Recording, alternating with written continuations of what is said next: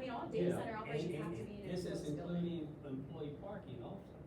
I Are mean, you you on know, parking? I mean, you know, I mean, the building, you know, that everything, the public garage, everything's on the inside, and you don't see it on the outside at all. You can't put a generator inside of the building. Or you can? No, because these generators are gonna be diesel, you're gonna need ventilation. But they'll be inside the structure, yeah. They'll be inside a Level quiet three. site. Inside type the of, courtyard. No, they're their own encasement, they're still pretty loud. Yeah, well, there's that sound attenuated enclosure.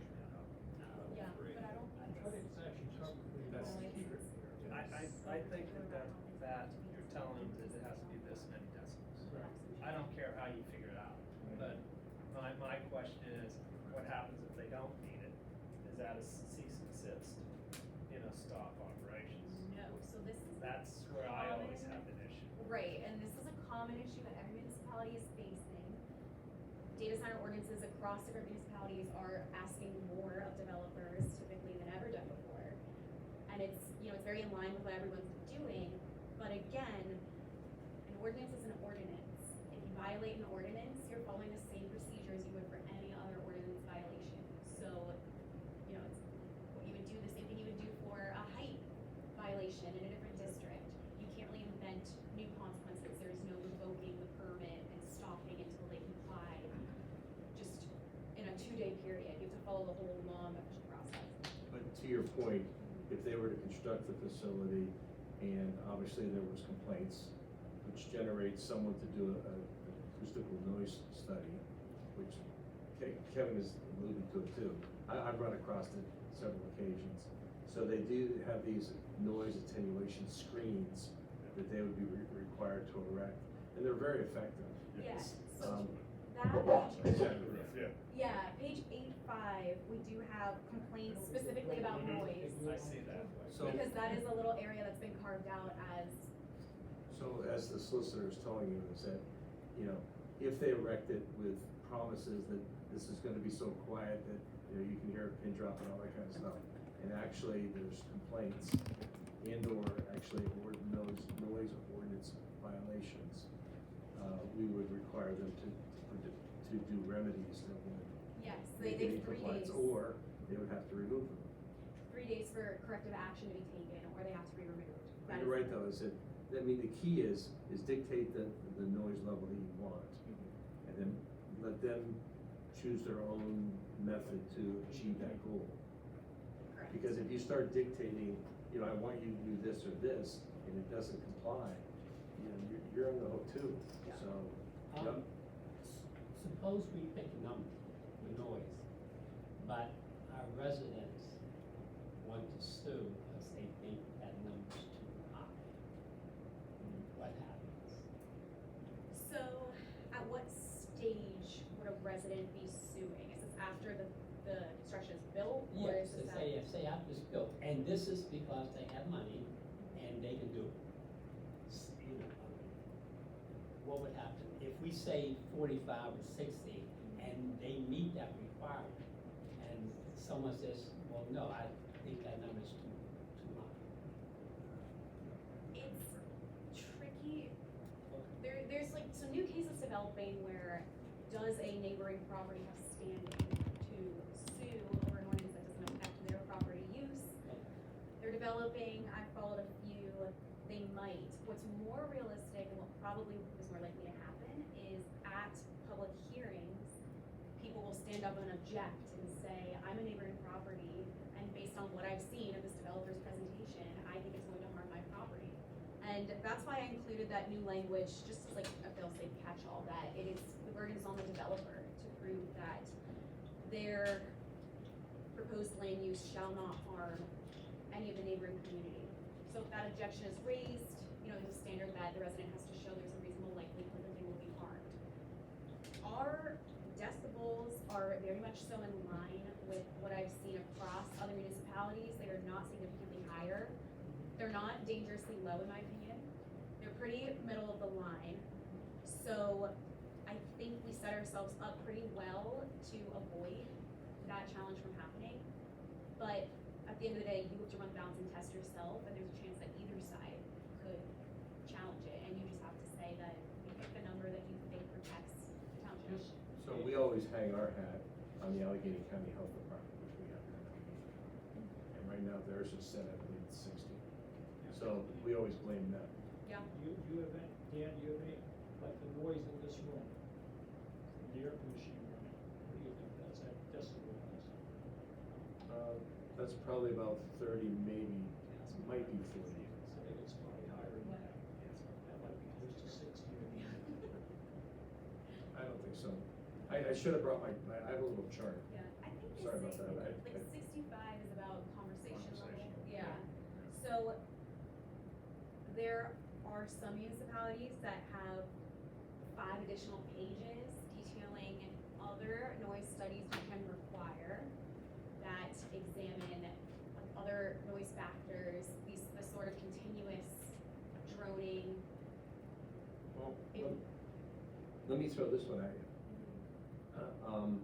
Why don't we add a section that once the building is completed, they're required to do a mandatory post-construction noise attenuation study to prove it? They are, It's in there. Gotcha. Actually, there's 3 Yeah. studies, right? they are. Three at preliminary, Yeah, there's- and then post-construction. 3, and then if they get a complaint, they have to address it. address it, do the noise study, show that they took some corrective measure. Okay, we done with page 7? Can I add one more thing on that same line that I bumped into? The question is, who picks the organization? So Does it say that in there?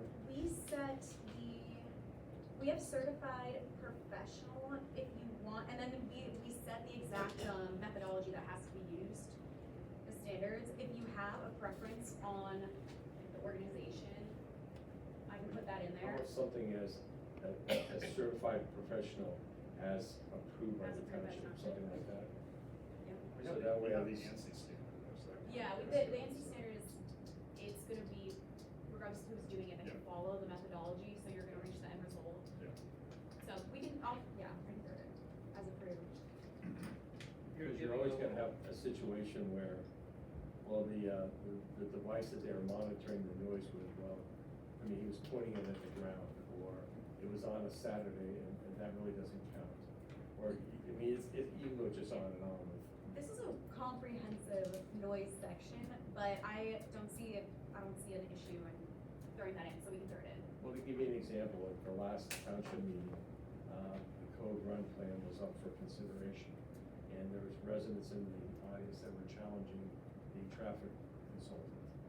Now, obviously, the traffic consultant said that I performed my study in accordance with all these different standards. Yeah.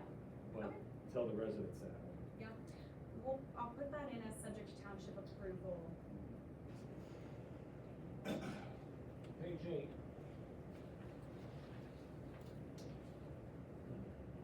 Only comment I had here was on, item 2I. I think we should hold the emergency generators to 60 decibels also.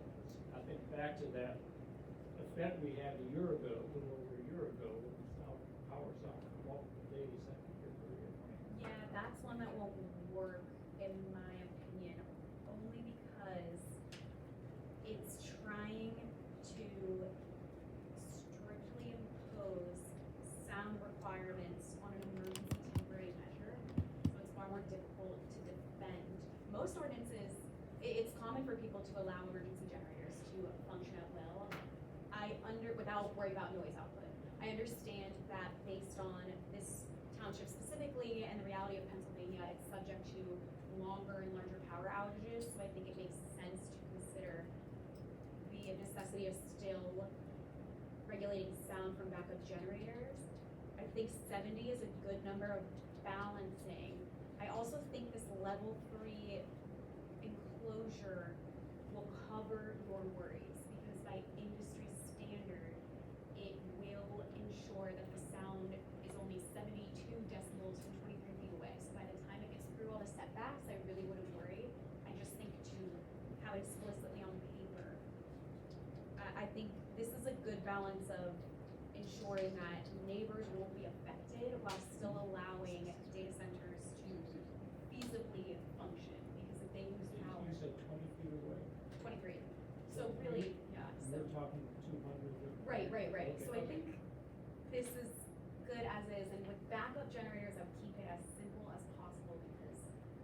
you're saying 70 dBA at the property line.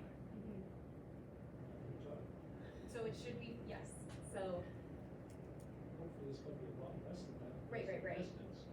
yes, and I believe realistically it probably will be a lot less than that, but to explicitly demand that it be a lot less than that, I think could open yourself up to potentially some more challenges. So, which I know, I understand what you're saying, but I think because this is addressing emergency backup generator use, I think this is a pretty good number that accomplishes what you're looking for without being unnecessarily overly restrictive. If that makes sense.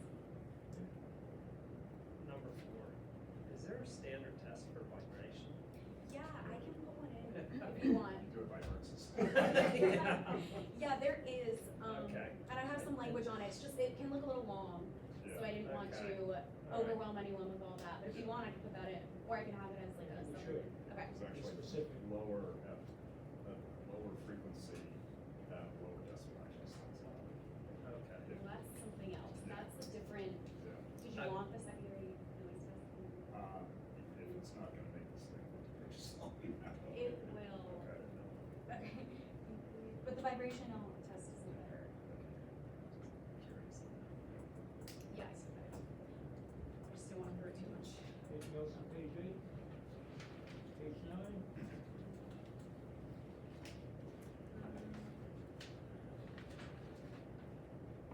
Ready to talk about water? Yeah. Oh gosh. So let me make my comment at a very high level and let others chime in from there. Throughout the section on water, we use the phrase adequately served by. I'd like to expand that to say adequate and efficient. There are, and I found some actually industry-oriented articles suggesting that data centers can do much better in terms of their ability to use less water if they take certain steps, like recycling it, not just dumping it out once it's been, it's fairly clean stuff, they can keep using it. And one way to encourage that is to require what's called a water usage effectiveness calculation, which is fairly simple. It's basically your anticipated water usage divided by your kilowatt hours for whatever period you're measuring. And the suggestion in this article, which again was actually written to encourage the industry to be more efficient, was that you ought to be aiming for 1.8 liters per kilowatt hour or lower. And that, Amazon, which has some economies of scale, has been able to get that down to 0.9. So I think we should be encouraging, if we're gonna build these things, let's encourage them to be efficient, and maybe add a requirement in here that they demonstrate that that's what they're doing. Yes, I think water is a really tricky area because it's one of those things where it's much less common. Zoning ordinances are usually noise, traffic. Right. Water is, you're walking the line of their use, their ongoing use of the land versus things that municipalities more typically regulate, so. Well, I think it falls within the police power though, too. Certainly, the water usage expectancy calculation, absolutely. I can put in, you wanna keep it under a specific number, and I'll just look into that a little bit Yeah, more. you can have this. Oh, thank you. But I can get it elsewhere, but I would suggest 1.8. 1.8. Measured on an annual basis. Yeah, and I'll talk further and just, I'll do a little research on that and see Okay. if there's any sort of precedent or any rules on, I have a question on water and sewage, which is right. yes. Right now, my water comes from Oakland. As far as I know, they have water that I can use. If ABC comes in, wants to go to data center, if Oakmont can't, right now, does not have the capacity to supply all the water they need, I don't think that cost should be borne by me. In other words, it has to be, we have to get in there right now and say, hey, how much is your cost to build something? And all that additional cost for water, sewage, and electric has to be paid by the data center, not us, because we already have this stuff. I have all electricity I need, I got water, I got sewage, so I'm fine. So Yes. I don't think I should pay for them. Understood, very popular request. I'll take it in parts. So, when it comes to utility usage, there is no authority of the municipality to require how utility usage is billed. There's just not. So there can't be anything in the ordinance requiring anything regarding how payment is for water, electricity. However, I did add language that, it's implied, but I added language explicitly that any sort of like extensions needed will have to be at the cost of the developer. And there's about 3 different catch-alls in here saying, even I1, the first thing, no data center shall be approved unless the applicant demonstrates that there is adequate supply of water for the proposed use and that the proposed water withdrawals and discharges will not endanger or adversely affect the quantity or quality of groundwater water supplies or surface waters in the vicinity. So they're sort of chunked out here, like one by one. So that's covering groundwater and surface water. Then if you're using utility water, you have to get a certified letter from the utility stating that they have the capacity to provide water to this data center and electricity. It's in both of those sections. Okay. But you can't say they have the capacity and they can do so without raising rates for anybody else. No, but we said- Our rates should not change at all. Yeah, Well, but I'm just it's asking, out of it our- sounds like you can't require. No, actually, the language in here, I think this is as much as I would recommend requiring it. You cannot have an ordinance that the approval is reliant on third parties. So you're really towing the line there, and you can do anything you want. It's just coming down to, okay, if you're challenged, be aware of it's a rational basis review. So I would say no municipality has any language requiring payment be handled in a certain way for utilities. That being said, there are mechanisms outside of this ordinance. There are grid standards that require any increased cost of electricity be paid by the developer, but they would have to volunteer to enter into those standards based on a fast tracking permit program. That's on the side, but you could bring that up to a developer. Data centers are new.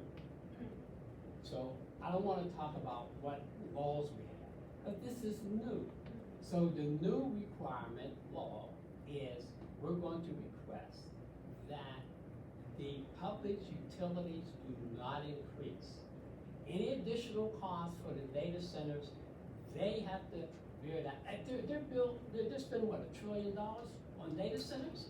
And we're gonna be nickel and dime, we're gonna be nickel and dime over increased rates, this and that. Now, for my buddies here, it's not an issue, but we have a lot of folks in Indiana Township where that could be an issue. I mean, that's all I'm saying. No, I'm not saying it's not an issue, I'm just wondering whether we have the legal authority. Well, that's the to problem. require Well, that. no, I- wait, I- legal authority has to change. These are new, data centers are new, so we have to say, hey, I agree, I completely see what you're saying, I think it's a commonly held belief. I think even if you were looking to trailblaze and include this requirement and see if you can survive a court challenge, the issue would be practically, what rate do you're drawing in this utility, this third party, and it's bringing in all these complications of who's monitoring if your electric bill increases because of their use. It adds all these complications in that are, I think even if you were willing to roll the dice on it, practically, it would be difficult to draft something that would make sense in terms of what steps have to be taken by each party to even track this. but they have to go to the Public Utility Commission to get an increase. So we wanna make sure, is that increase because of the data center? That means that that we're paying for this, and I don't think we should be. Okay, I don't know if that's true, I don't Okay. know. I think if you're talking about specifically data centers here, we would have to apply the same standard to every developer that wants to build attractive houses in the township. Well, Any that's the addition, other- you have yeah. to warn So- building. It's just, And I just a mean, point of fact, data centers have been around for about 40 years, they just haven't been as big as they are today. it's a big step to say that now utility use is of the purview of the municipality by ordinance. So there isn't the legal authority there for it. What I did include is the requirement in, well, within the water usage section, the water being used is documented extensively, and then within the electric power supply section, the applicant has to monitor and report energy efficiency and emissions data to the municipality on a regular basis. So if there is a new law passed down from the state legislature that would grant municipalities the authority to have some sort of accountability regarding utility use, at least those numbers are being tracked. So we would be in a position to implement that law, but I don't see it even, I don't If I see could that. just chime in there with that, Yeah. since I've given a lot of water authorities, because that's really our main area of expertise in my company. But, so, in Indiana Township, all of our water use, minus private wells and things like that, is through an authority. All of them are governed by authority, Municipal Authorities Association, Municipal Authorities Act. None of it has to do with PUC. So, for water.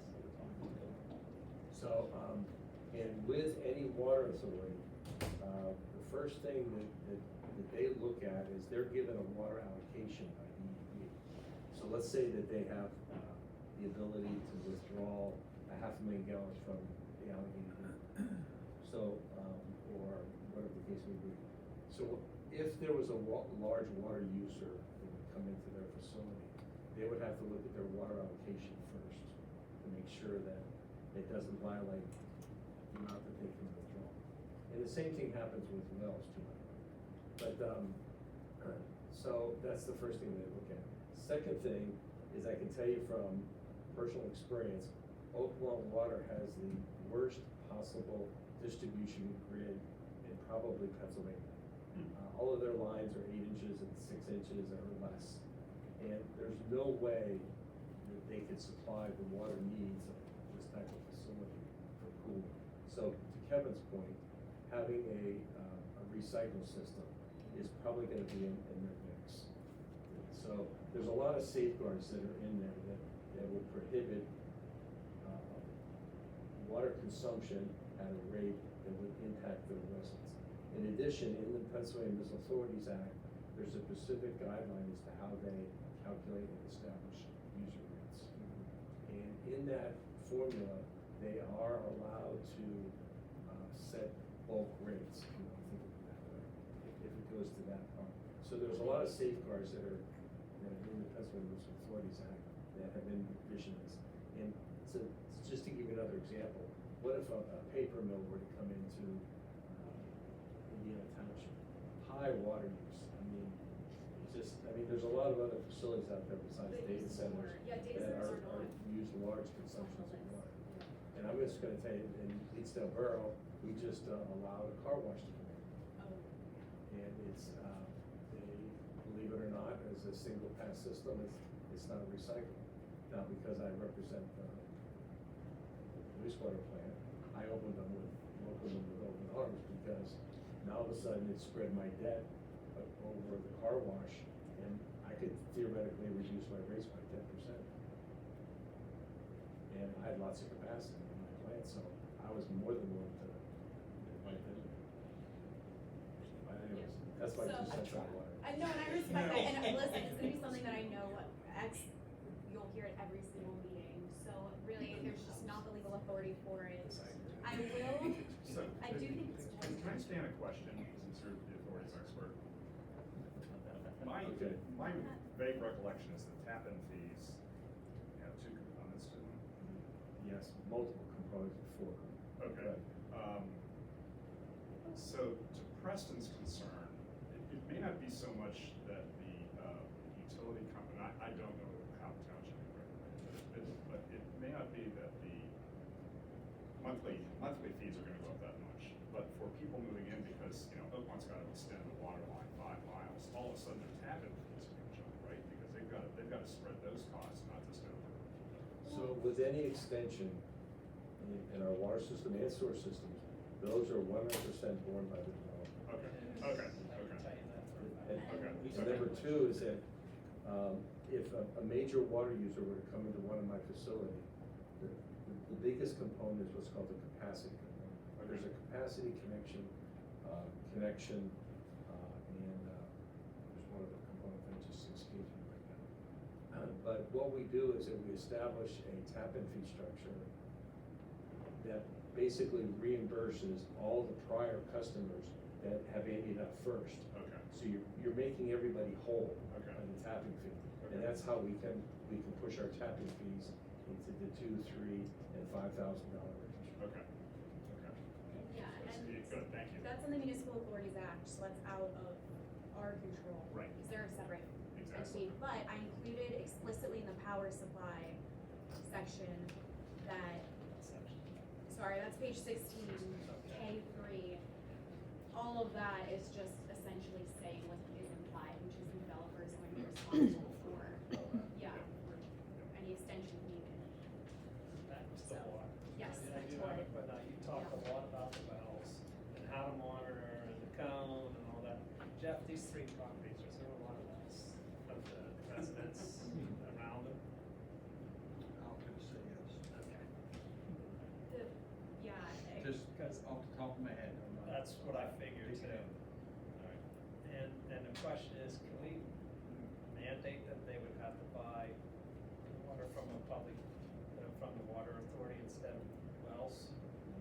No, you know, because again, because, so the same way, land use is lawful and you cannot ban it, that extends to cooling systems. That's why cooling systems are required to the extent that they're feasible. If the applicant can show that they're not, they don't have to use one.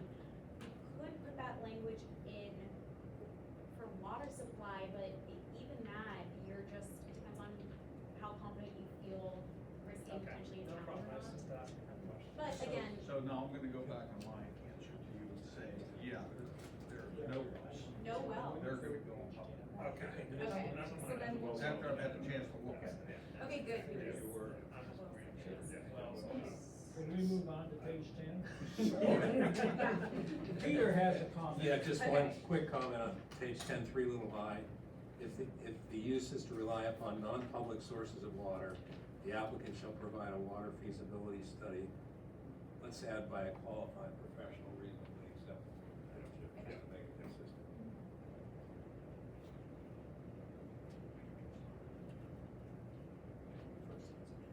Yeah. So any well that's put down in the township has to be approved by the DEP, obviously. Yeah, so I was, And typically a well around here is about 200 gallons a minute. It's about the most we can get. The ones I drilled down in Harmer are about, and those are in the alluvium next to the Allegheny River. Those were about, I think, one was 600, one was 800 gallons a minute. That's about what we're limited to. And the other side of it is they're heavily laden with minerals, which means they're totally unacceptable for a cooling system. Yeah. So to Jeff's point, they're gonna probably go with potable water, and to Kevin's point, it's probably gonna be a recycle system just because of tapping fees and. well, I was gonna suggest, I'll put in language, I have it somewhere, just saying that the applicant has to provide proof of all permits that they are applying to and receiving nationally, statewide. So you can at least be in the loop on that. Any other comments on page 10? Let's go to page 11.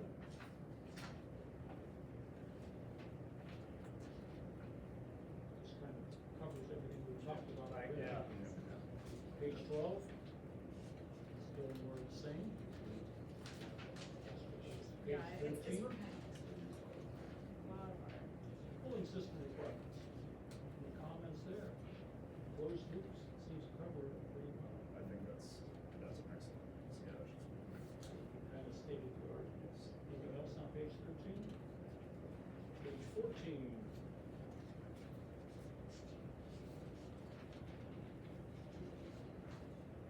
This small one, again, as I mentioned with water, I'd like adequately also qualified by efficiently, or to that effect, and maybe work the same concept into, K3. Yeah, I'll reflect on Sort of like power supply. push them to try to be Mhm. It's efficient as as possible. efficient as possible. Yeah.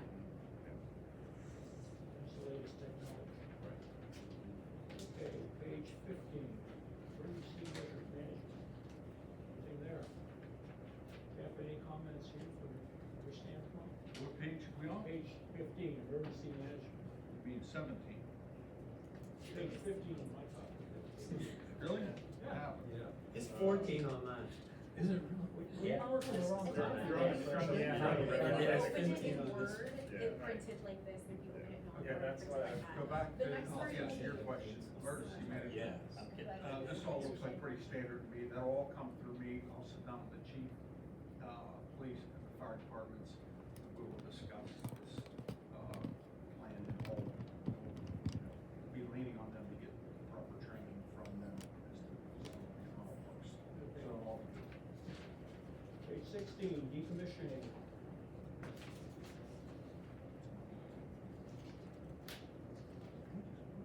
So here's my question, and maybe you were gonna address this Yeah. when you discussed what the application requirements are. The applicant shall submit a decommissioning plan for approval by the township engineer when?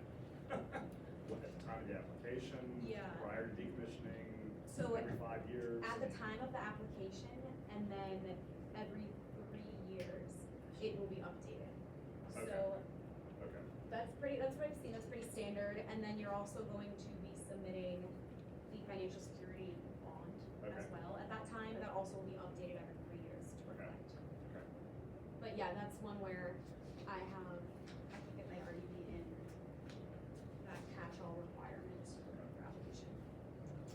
Anything else on 16? So quick question, do data centers have a useful life? Have what? Useful life, how long are they in theory gonna last? No set answer. It really depends on the developer, just as with everything. Up to them, if it's lucrative to them, if it's. They would periodically be updating the equipment Yeah. in the data center. Good maintenance. Unless you're still using your, Whatever. Well, you're done, you're done, It's modem. It's about that. yeah, go just to page 16. Up to 17, I guess, which is the last page. All right, on parking, can I request that instead of phrasing this, again, I would like to encourage as much greenery as possible. So instead of having this phrased as a minimum, which potentially allows the developer to pave things for a bigger parking area, I'd like to have a maximum parking too. 1.5 spaces, a little bit of flexibility, but no, one space, no more than 1.5. Do you want it to still be, if there's shift overlap, Yes. do you want it Yes. to? Yeah. Okay, so Yeah. keep that, Yeah. but Yeah. not You to don't want people exceed. pulling in, leaving, park. And just to make sure I have it right, for the setbacks, do we want parking to be permitted in that setback, or do you want me to exclude it from the setback? I would say exclude. Say what? Exclude parking in the setback areas. That sounds good to me. And my last comment, is something that's not really addressed in this ordinance, which is the aesthetics of these things. Yeah. I do think the township has the regulatory ability to say that, there'll be architectural details in the building, street frontages will include at least, pick a number, 40% glass, every 150 feet there'll be some sort of architectural element, so, these are warehouses, but they don't have to look like warehouses. Yeah, I've seen ones that are talking about like the extent to which the same material can be used, or Correct. banning certain materials that are less attractive. Yeah. Less about like architectural elements, because it's typically one big building, but yeah, I can, if you have, yeah, that's easy. Yeah, I can yeah. send you all out some language, or you can send me some in. It's so broad, it really comes down to your preferences, so. I think as long as there's some attempt to not end up with just a bunch of permanent buildings. Okay, and on that note, fence, do you want requirements on the fence, or do you not mind? You can say no barbed wire, you can say no chain link, you can say only barbed wire, only chain link. As with everything, I recommend matching it to your existing code to, lessen chances of a potential challenge, See, but. if you require them to put up a chain link, you want to screen it so you can't see in? Well, it's gonna be a chain link fence, and then it's either gonna be a big 50-foot landscape buffer and then a fence, or a fence and then a 50-foot landscape buffer, which is my next question for you all. So with that in mind, which of those versions do you prefer, and if you don't have a preference on the fence, I say don't. I mean, if put it's one. gonna be a security issue, which is a very good point, No, I mean, we need a fence, yeah, I, with a gate. maybe we don't do the buffer or setback, is it, you put the fence, that's good for security. Inside the setback. What I see that's Maybe- common Maybe is, buffer something outside the fence a Yeah, little put bit. inside the buffer, so it's hidden, basically. yeah, well, And that's, that way it can also be observed from anybody in the building, they'll see somebody's trying to scale the fence. Yeah. It's on Yeah, the other yeah. side of the buffer, they never see it. so fence inside the Inside buffer. the buffer. Okay, and then realistically, you are okay with the parking lot not being fenced, because the parking lot's outside the buffer. Correct. So the parking Yeah, lot, not in the buffer, fence, okay.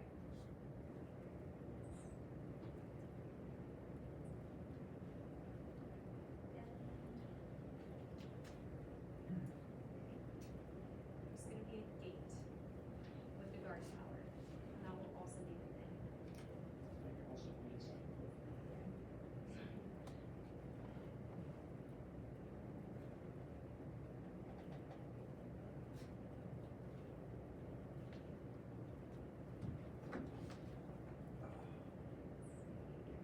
Any other And- comments? So there's a sign, we have a requirement for a sign to be posted that has a phone number that residents can call into and lodge complaints. We talked about that noise complaint process. Where do you want the sign? Because if it's on the fence, it'll be Get inside the Jeff's buffer. number on What's there our, too. what's our sign, Jeff, what's our sign ordinance call Well, for, this for the this- industrial site? ordinance, if there Oh. ever were a reason, I mean, you're not matching the fence. The Yeah. sign should be Out where people can see it. outside by the road, so that's As long as it's not within right the- away, And it has to meet the sign ordinance. you have to be in the straight line. Okay, so sign. Because if you want the sign, then some people can say, But as far as signs, they're gonna be allowed a certain total amount of signage, Yeah, and it gets split up how they want to amongst. this one. I would think a lot of these data centers probably don't want to draw too much attention Well, to that's, themselves I'm anyway. gonna require Yeah. where they They put just it. need to have something very small, like say just a phone number, Yeah. or information or something called. Yeah. So that sign probably is gonna be. Yeah, that's gonna be the only thing in the buffer, is the sign. And with the parking. Yeah, okay. Let me, I think I'm good. We have fenced in, any objection to me adding in language requiring that no dust emissions be on the property line? Just no dust or particles be on the property line? During construction. Just in general, Yeah. Yeah, we don't want a gravel parking lot that loses dust. right, so. Somebody peels out to get home. Yeah, fenced in. Big deal. Okay, good. Yeah, that's all I have. Okay. Very nice. Thank you. Yeah, Good you got job. a lot of notes there. Yeah, Great job. thank you for the Good job. comments. Good, so I'll get working on this, send you out a copy. It will look much better because it's just one round of edits. And, And we will put the date on it too. yeah, with this new one, yes, this one, there were 8 dates on it. It was, I cannot even express extent, but yeah, I'll get you As one. long as we have the copy at least a week before our next meeting. Yeah, It's I mean, we were necessary. making changes to the slide Digest it. up until. Because what we'd like to do is to finalize this at our next meeting, we'll pass it on to the supervisors. Yeah. That's our plan too. Yeah, I think that timeline, I think you'll be there. Okay. Has anyone approached us to put in a data center? So, okay, so no one has come. Yeah, I want one like that. Except for Dan, right? Okay. Okay. Any other comments for the good of the order? Dan. Anything? We, Dan, no. we, public comments. Any public comment? Good job, everyone. Send it our way. Thank you for all the publicity you gave us last month. Hey, you deserve it. You're doing good work. I mean, we look so photogenic up here. I have a question about Yes. the, Can you step to the microphone? yeah, so yeah, we oh, can hear you? sorry about that. So, right, that they're not allowed to build on, or that's not the building? Yeah. Right. Are they allowed to clear cut and then return green to the remaining 40%? Or do they have to preserve that forested area and then, or land or whatever, and then build on it? I'm just curious. So this would follow the same guidelines as a site plan, according to our civil. And as far as, taking the trees out, I mean, technically, they could come in and do a timbering permit first, and timber the whole thing if they wanted to, and then come in with the building. But they would follow the basic procedure that we follow for a site plan. I'm bringing it up just because it's been a contentious point in other developments, housing developments and things, so I don't know if that's something that we need to revisit separately as the site plan, or if we need to, or if it's something that could be considered here. Just because it is gonna be such a big, non-permeable structure on a large part of the land, that might help if we ask them to preserve some of the. I think our cell road covers most of that kind of stuff. Both Because what stormwater- you're alluding to too, is that with that much impervious area, it's gonna also require a detention facility. It's gonna occupy, I would say, maybe half a football field type of thing. And just in terms of the green on it, there is a requirement for a landscape buffer that's significant. The numbers we'll see, as of right now, we have it at around 50 feet. So Right. there'll have to be plantings, and then when they leave, they're required to return, to restore the land to the substantially similar state. So, Right, I am recalling like copious amounts of public comment about the destruction of wood, of natural area, and that's where my comment. So landscaping, bringing in non-native plants, grading the property, all of that destroys the natural, like what was there. So that's my question about, are we allowing them to, disrupt that? Or are we going to make a comment about preserving some amount of that? But it's probably, I mean, it's good, it's a very fair point. I think Dan's point is, I don't know that we can necessarily call data centers out for any special treatment. Right, But which is we one of my could- questions We about. could look at the saldo more globally and say that, obviously during construction, there's gonna be some changes to the land. But that once the construction is completed and the buildings are up, some obligations to restore what was disturbed. Maybe that's in solid already, but, I think that would probably address your point on here. So we tried to make it as monetarily prohibitive as we could in the South. And obviously that, some of those numbers can be changed annually by the supervisors too, to make it even more restrictive. I do recall the monetary restriction was reduced by something like 90%, so I'm not quite sure if as monetarily restrictive as we But would at the same like. token though, it was, the number was increased the same amount the other way. So there was a net zero change, what you're saying. So it just, probably a good idea to revisit. I know the saldo was done a few years back, but maybe, especially with a lot of recent public comment about this particular issue, something to look at again, and even some requests that what is replaced is not just trees, but trees that are native to yeah, this area. that's, you'll see actually that there's an extensive, the landscape buffering is very detailed, it's Okay. native species, there's requirements regarding the flowering Oh, versus great. non-flowering, variation, so it's drafted with environmental concerns in mind, Okay, for, That's good. to the extent it can. I think that's been my biggest question. The other was, can we, and maybe we can't because it's dictating too much, but if there has to be parking, could it be permeable parking structure? Like, there are some really good options that aren't just straight gravel, that might be feasible. That's part of why she brought up the dust issue. At the very end here of the Yeah. conversation, we don't want the dust to go in there. Yeah. Right, but, yeah, there are some options these days that kind of freeway curves, permeable pavement, things like that. Yeah, exactly. Some of this, Mr. Supervisor and Jeff, might be addressed if we ever got going on a comprehensive plan. Hey, I'm waiting for it. Put me on a committee, I'm ready to play. Did you see that parking lot enclosed as well? I think they did, I know it was discussed, but not, Yeah, okay. it's already fenced Perfect, in perfect. as it is. That would be It's actually not. Yeah. It's outside. That's what it says. Anything else on this topic? Okay. We also saw the letter to our board of supervisors from our last meeting. Need a motion to adjourn. So moved. Second. Okay, motion by Kevin, Michael is the second. All in favor indicate by saying aye. Aye. Opposed, motion carries